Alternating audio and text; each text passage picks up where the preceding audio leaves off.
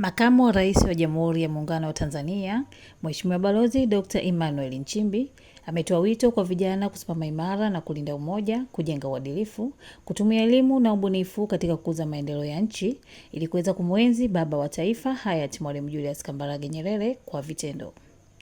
Makamu wa Rais ametoa wito huo wakati akifungua kongamano la vijana katika kumbukizi ya miaka 104 ya kuzaliwa baba wa taifa hayati Mwalimu Julius Kambarage Nyerere iliyofanyika ukumbi wa Chimwaga mkoani Dodoma leo tarehe 11 Aprili 2026. Kwa hiyo ni wito wangu kwa vijana na kwa taifa letu kwamba tusimame na tuseme kwamba tutaulinda umoja wetu kwa nguvu zetu zote.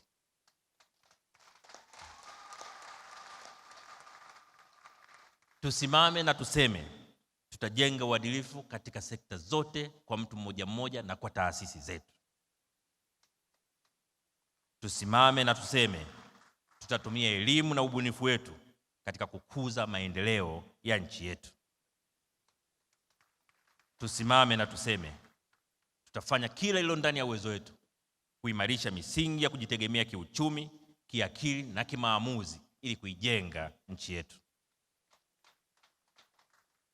Na tutambue huu ndio wajibu wa kizazi hiki.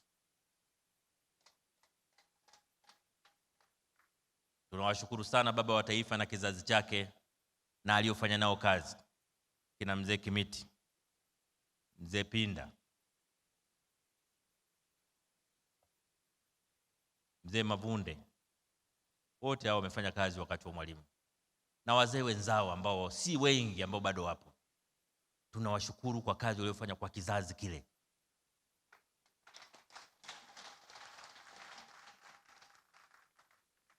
Sisi tuliowapokea na nyinyi mnaotupokea sasa, tuwe tayari kufanya kazi ya kizazi hiki ili baada ya miaka 100 inayokuja vizazi vyetu vije vitambue mchango tulioutoa kwa nchi yetu.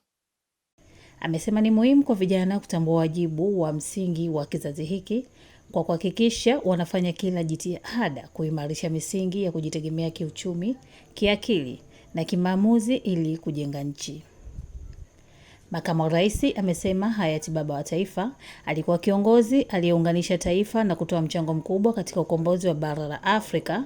Amesema taifa la Tanzania lilipata bahati ya pekee kuwa na hayati Mwalimu Nyerere kwa kuwa kia rushwa, ubadhirifu na matumizi mabaya ya madaraka. Aliamini katika utu na uhuru wa wanadamu, ikiwemo msisitizo wa kuhakikisha kila mwanachama anapata elimu. Kama taifa letu liliwahi kuwa na bahati ni kupata rais aliyechukia rushwa kama Julius Kambarage Nyerere. Nyerere alikataa rushwa kwa maneno na vitendo. Kwa maneno na vitendo. Anapokuambia naichukia rushwa, alimaanisha kwamba anaichukia rushwa. Lakini vile vile taifa letu lilikuwa na bahati ya pekee ya kupata mtu aliyepinga kwa maneno na kwa vitendo matumizi mabaya ya madaraka.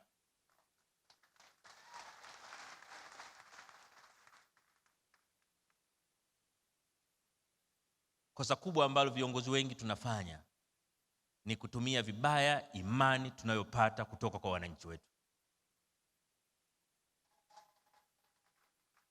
Ukiaminiwa na wananchi, manake wanakutarajia utumie madaraka waliokupa kwa maslahi ya wananchi, sio kwa maslahi yako.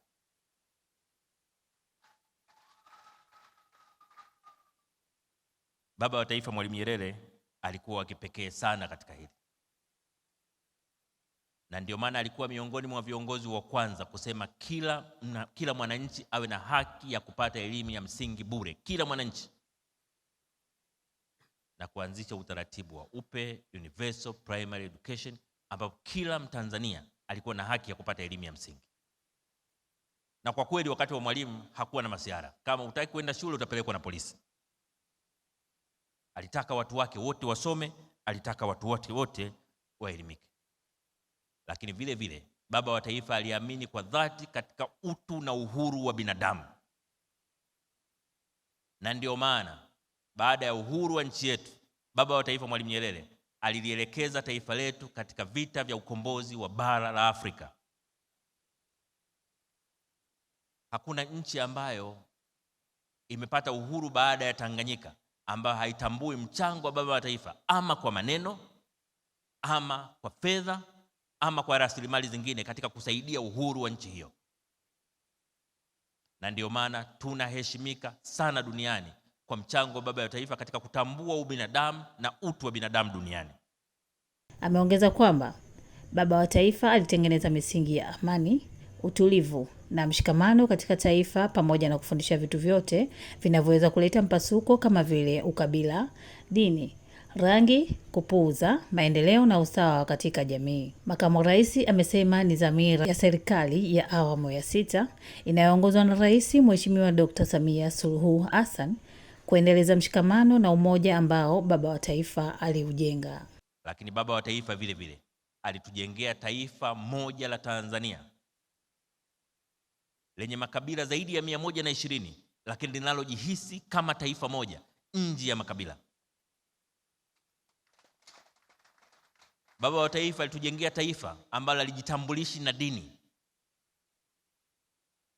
Huwezi ukapita mahala unajigamba, mimi kwa sababu ni Muislamu naomba mnichague, mimi kwa kuwa ni Mkristo naomba mnichague, au mimi kwa sababu ni Sunni naomba mnichague, au kwa sababu mimi ni Shia naomba mnichague, au mimi kwa sababu ni Anglikana naomba mnichague, mimi kwa sababu ni Mkatoliki naomba mnichague. Mwalimu alitufikisha tukaona mawazo ya namna hiyo ni ya kijinga. Kafanya taifa letu liwe taifa moja lenye mshikamano kama taifa.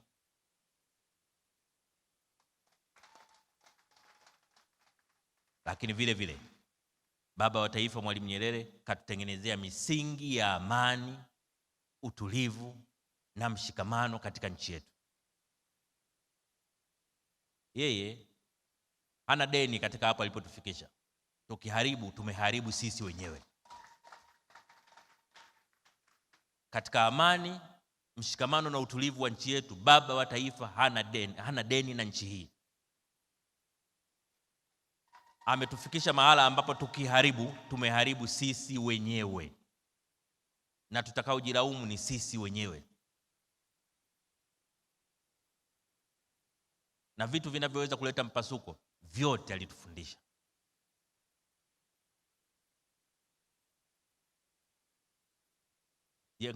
Ukiendekeza mambo ya ubaguzi wa dini, kabila, eneo mtu analotoka,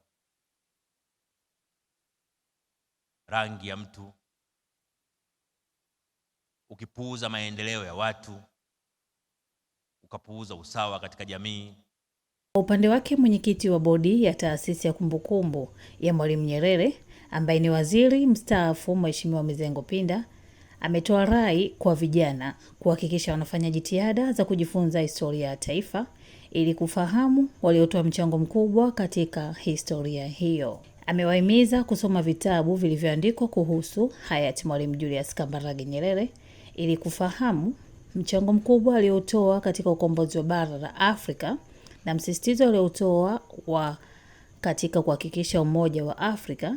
Ameongeza taasisi hiyo imejikita katika kutoa mchango kwa kuwasaidia viongozi vijana kuwa wazalendo na wanaowajibika. Rai yangu mimi kwa vijana ni kwamba jaribu sana katika makuzi yenu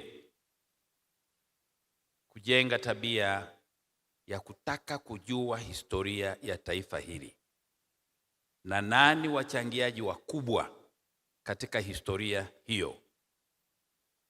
Na kwa bahati nzuri baba wa taifa Julius Kambarage Nyerere ana literature kubwa sana. Kuna vitabu vingi sana vimeandikwa, paka na vyuo, chuo kama cha Dar es Salaam, chuo kikuu cha Dar es Salaam wameshiriki sana katika jambo hili. Na ukipitia vitabu hivyo utaona yote ambayo Mwalimu aliyafanya na kwa nini aliyafanya. Lakini Mwalimu humuoni tu kwa maana ya nchi hii ya Tanzania.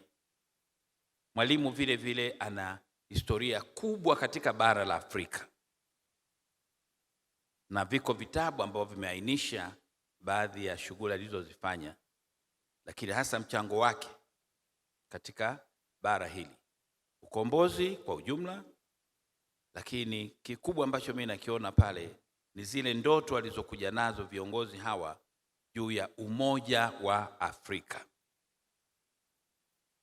Na Mwalimu kwa mtazamo wake mpana ule, wala halikuwa inaishia hii tunayofikiria. Yeye alikuwa naamini yuko siku mambo yanaweza kawa mazuri sana, ukakuta mnalipara la Afrika ambalo limeungana na kuwa taifa moja. Sababu alisema umoja ni nguvu, utengano ni udhaifu.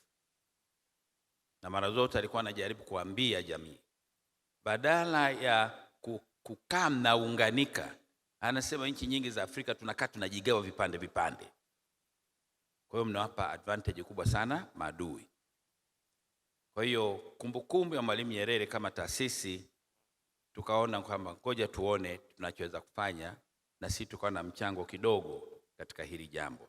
Kongamano hilo limejadili mambo mbalimbali zenye lengo la kuwajengea vijana uzalendo, uwajibikaji, matumizi sahihi ya mitandao na matumizi bora ya fursa zilizopo nchini.